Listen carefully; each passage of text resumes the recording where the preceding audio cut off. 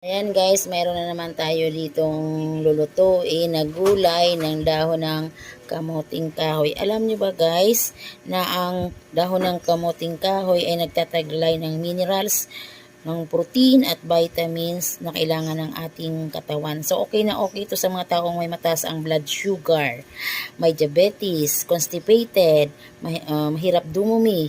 Ito ay pampatibay din ng buto. Sa mga sakitin, madaling magkasipon, plema at lagnat, ito ay nakakatulong at ito ay pampagatas din ng ina. Yung mga mahihina yung resistensya, yung takot na magka-cancer, yan iwas sa chronic disease. So, napakaraming benepisyo ng dahon ng kamuting kahoy. Isa pa sa mga benepisyo nito ang pampaganda ng puso dahil sa dietary niyang taglay. So, ayan, maraming makukuha tayo sa dahon ng kamuting kahoy.